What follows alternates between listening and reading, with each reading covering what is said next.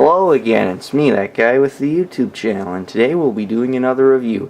Today, as you can tell, we'll be reviewing the Bandai Ultra Monster Series Premium Series Ultra Q 45th Anniversary box set. So starting with the box, as you can see, it's an old TV, like one you would have watched Ultra Q on in the 60s. Yeah, it's a really cool box, actually, because it looks like an old TV. So you can see there in the screen, there's Garamon, Peguila, and Gomess. The Garamon and Peguila silhouettes are actually the silhouettes from the first and second opening to the original Ultraman. Peguila just has eyes added, and that's just a Gomess silhouette they made up. As you can see, the Bandai logo there is just in black and white. There's Ultra Q 45th. It's his 45th, bruh. There's some little dials there to look like dials you'd change the channel with. A little thing there. I'm too young and degenerate to understand what that's for.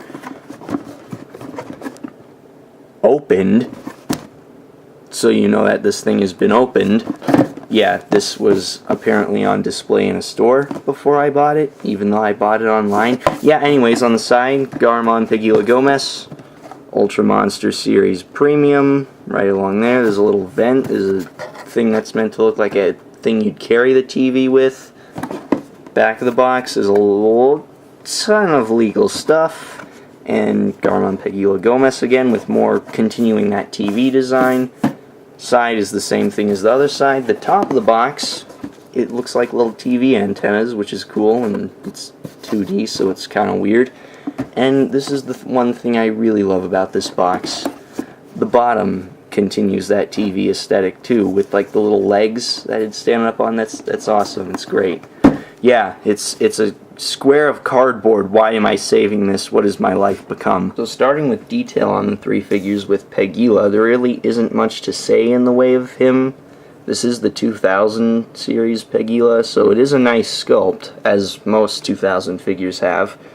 But there just really isn't a whole lot to say. As you can see, his feet look nice with the claws and everything. They're painted nicely. They have some shading. You can see his legs are dry brushed white to look like he's been going through the snow, and the same for his tail. Because Peguila is an ice thing. But yeah, they're dry brushed white, and you can quite clearly tell they've been painted with a brush, because this figure and the two others in this set are painted by hand. No machine was used in painting these three figures, to my knowledge. So yeah, you get this really nice paint job here on the legs. See, this, it really helps bring out the sculpt of all the wrinkles and folds like a suit. Little wart things on his chest. These ones aren't painted, but that's okay. These ones up here are painted a little off, which is meh, but whatever. They don't have the dot little holes in the neck where the actor would see out of, which I'm actually kind of surprised by, because most of the time 2000 series figures have that. But oh well, mouth looks nice, even though it looks like he's got kind of a Pac-Man mouth going on there, but whatever. It's painted nice in the mouth and everything. The eyes have a sculpted pupil, but they've been painted differently from the other Peguila figures, so you can see the sculpted pupil even though it's not just painted on there. The whole eye has been painted. You get what I mean. Yeah, it looks a little weird close up, but from far away you can't even tell. Tusks are painted nice. You got some nice shading on there. Again, there really isn't much to say about this figure. The wings have a nice sculpt, and you can see some gray dry brushing on there, and a little more white on his arms, or tops of his wings and hands there. I don't know if that's meant to continue on the snow aesthetic of the figure, but again, it still looks nice. You got the things on his back. I have no idea what those are, but they look cool. Now you can see all the various wrinkles and folds of the suit coming down to the tail, which looks nice, and again is dry brushed to look like it's covered in snow. So yeah, detail on Peguila, it's pretty simple, but there really isn't much to say. Gomess, however, is a different story from Peguila. Gomess is also a 2000 Ultra Kaiju series sculpt like Peguila, but there is a lot more going on with this figure. Starting with his totally not Godzilla feet, as you can see, the figure is this kind of totally not Godzilla charcoal gray color. dry brushed green for most of his body, and that really helps bring out some of the fine details of this figure, and it really just makes it look beautiful. You can see all the detail on there. It just looks so nice. And on this Totally Not Godzilla scales, his nails have some nice shading, and they're actually painted on the bottom. They don't have the shading on the bottom, but they're actually painted on the bottom. I can't even really say the same for a lot of other figures. Yeah, his Totally Not Godzilla scales on his Totally Not Godzilla legs go up into this kind of fish scale look, which the fine details of those is really brought out by the green dry brushing, and it just looks so nice. And you can see the fish scale look continues up the body and onto the arms, and you got that. Yeah, it's there and it's sculpted. Oh, that's for sure. You can see you got his paws. I really don't know what you'd call these. Thumbless hands. I'm gonna call them paws because they look like paws. Yeah, the paws, they again have really nice detail, which is brought out by the green dry brushing. The claws have nice shading on them. They're painted on the inside. Again, I can't really say the same for the other Gomess figures, even though these don't have the shading on the inside. The chest and front body armor looks nice. You got the hair sculpted there, which could have used some color. It's just green like the other parts of him, but you can still tell what it's supposed to be amongst the brown of his chest. He actually has the sculpted in air holes for the suit actor, unlike Peguila, which is nice. There's more hair up on his head, which again could have benefited from some more color, but you can still tell what it's supposed to be. You got his killer eyebrows there on his Totally Not Godzilla head and Totally Not Godzilla face. The tusks are really nicely painted. They got shading. Teeth are individually sculpted on the bottom part of his jaw. Upper jaw they aren't, sadly, but that's alright. There isn't much going on inside the mouth in terms of detail other than his tongue, but it's painted nicely in there, so that's always good. Eyes don't have much going on, but then again they didn't really in the show. The horn on top of his head, or crest, or whatever that is, it's nice, although if a little small. These should be painted, and I don't know why they didn't paint them, because the other Gomess figures before this had these painted, but you can't really tell, but it is still kind of annoying that this figure that's supposed to have this super awesome, wonderful paint job doesn't have these painted. Oh well. The rest of the figure looks really nice. Again, that dry brushing is bringing out the fine details and making my pants very damp. You can see more shading along the back of the figure there, coming down to his Totally Not Godzilla tail, which is horribly warped upward and mangled because, yeah, whoever had this before me didn't put the figure back into the box correctly. That's great. Yeah, I've been trying to get this to bend back out the way it should be like that, but it just keeps going back into place, even with the hair dryer. Yeah, there's more Totally Not Godzilla detail on there, coming up to his fork tail there, which is nicely detailed. Gomess is also the only figure in this box set who has any texture and paint on the bottom of his feet. So detail with Gomess and paint job, mainly paint job, even though detail is really good with this figure, is muy buen. And finally for detail we come on to the star of the set, Garamon. Now unlike Gomess and Peguila, this Garamon figure is a brand new sculpt that they made specifically for this box set. Now, you're probably wondering and asking, why? I thought Bandai already made Garamon. Why did they make a new one? How tall? I gotta go to the toilet. Well, viewer, that is because the original Garamon figure from Bandai looked like this.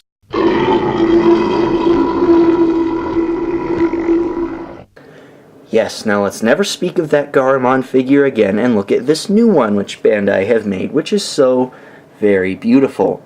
Starting with his feet, as you can see, for lack of a better term, this figure is gorgeous. See, there's just such a nice texture on this figure, which is really brought out by the nice dry brushing on it. The legs being dry brushed white, obviously. Similar to the snow thing. Although, obviously, this isn't meant to look like snow. It's meant to look like weird, bony legs. And yeah, they look nice coming up his body to these just weird, not really weird, but yeah, just coming up to his belly there with all the nice wrinkles in there. It looks like a suit. It looks so good. And you can see there's just so much nice detail and paint on this figure. His hands are really, I guess, they're just fingers that jut out of his body, which are all bony looking because he's a spook. Garamon's a bit of a spook. Yeah, they look really nice. They're dry brushed. This one looks different from the other one, his hand, but it's not really too noticeable and it doesn't really bother me that much. You can see all the little plates on his body, which kind of remind me of Shin Godzilla's spines, but I digress. You know, on his head there, see they even have shading like going around there. Yeah, they just look so nice and just really nice. The tail, these plates on the tail don't match the color of the body of the ones on the rest of his body. They're a little more of a deep red, but you're not always going to be looking at the back of the figure anyway.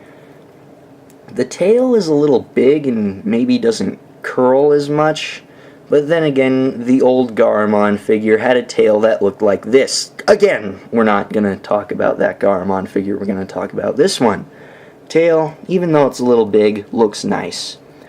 And coming to his oh so beautiful face, you can see his lips look oh so beautiful, his teeth look nice.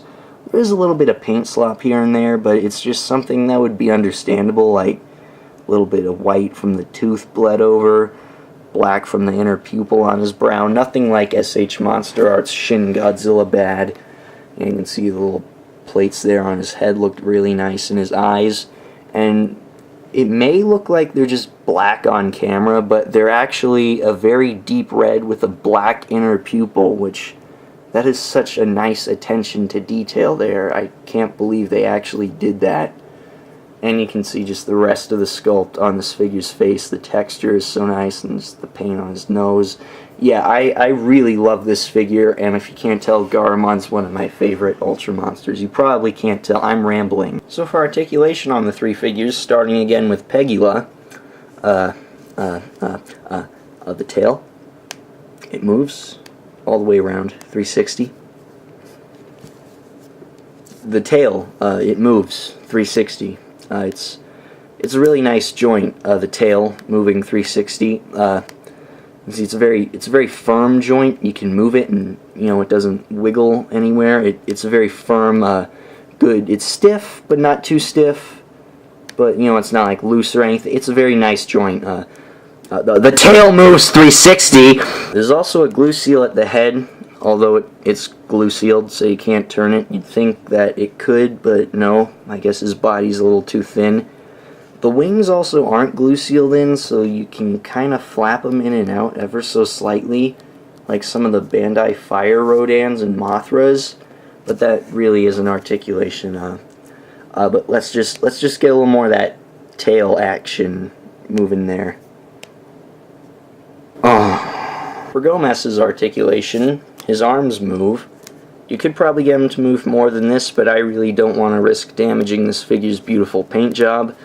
Same thing for the legs. They can move actually pretty far back until they hit up against that part of his body there.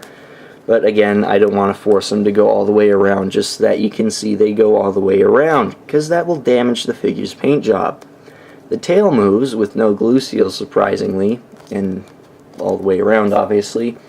And there's also a glue seal at the head, which I know if you break can be rotated, because the earlier Gomess figures, I believe, don't have glue sealed heads. For some reason, with this one, they decided to glue seal it, and I don't know why, but yeah. That's articulation on Gomess. And for articulation on our grumpy little critter friend Garamon here, his hands move all the way around with no problem, very easily. With this hand, you can make Garamon tell you to fuck off, so that's always nice. The legs move, which actually kind of surprised me. I thought they didn't, but they do. They can't go 360, obviously, because the feet clash up against each other. And continuing with the theme of the figures in this box set, the head could probably very easily turn, but they've decided to glue seal it. Yeah, I do have to complain with this figure. It's that the seam is a little obvious and it's glue sealed. So for sizing, here are the three figures alongside one another and the Ultra 500 Kinegon. Pulling Kinegon out briefly to size the three figures with one another. This isn't really accurate. Gomess should be outrageously tiny because this is the original Gomess and I just hit Peguila, but this is the original Gomess. So he should be really tiny. Yeah, they instead made Garamon not the size Gomess should be, but really short, which I think is because the Garamon suit was relentlessly short because he's a midget, apparently.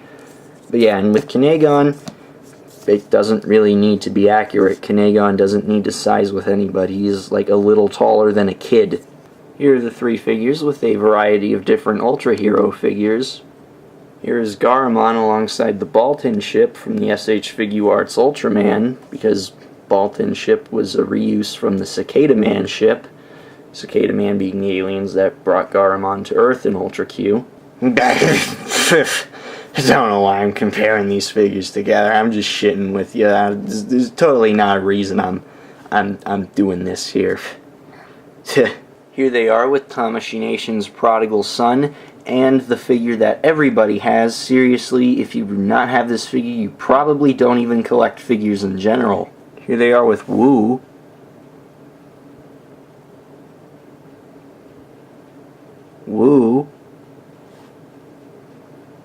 And finally, seeing as it is the 50th anniversary of Ultra 7, here they are with Miklos. But if you don't have Miklos, here they are with Miklos. So overall, I really love this set and all the figures in it. Peguila is an okay figure. There's not really a whole lot to say about him, but they did a good job. Couldn't really have done any better with the figure.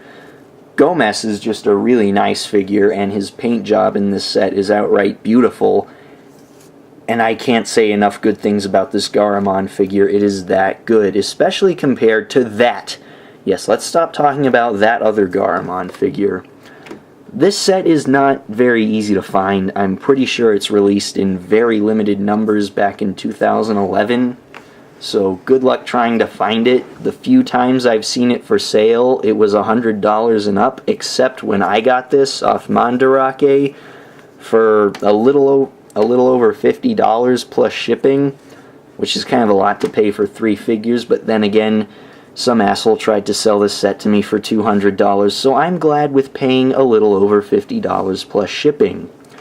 If you're looking for this set, again, good luck, because you're not going to have an easy time finding it.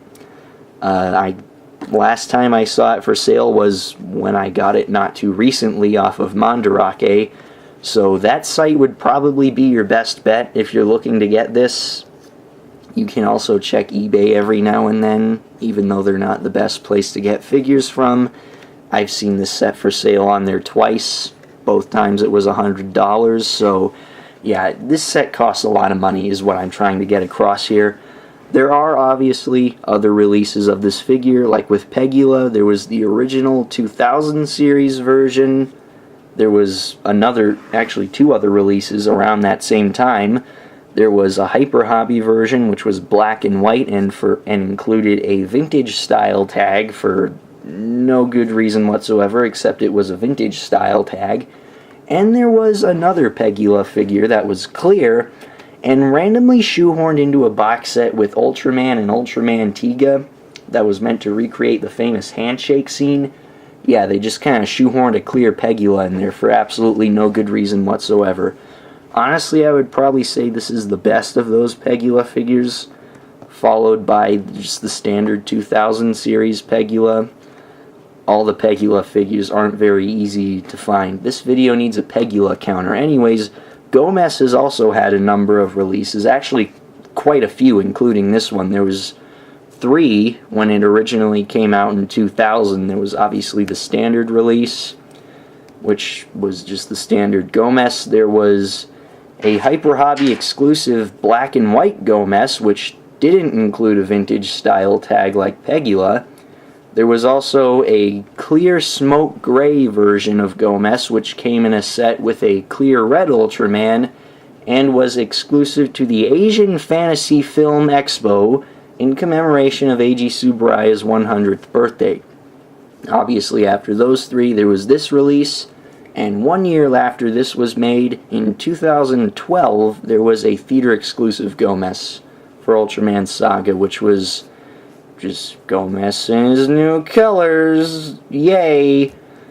I would honestly say this is the Gomess to get out of all of them, but considering how rare this set is, I would just recommend either the 2000 release or the theater exclusive or the Hyper Hobby. They're all good releases. If you can get any of the Gomesses, get it.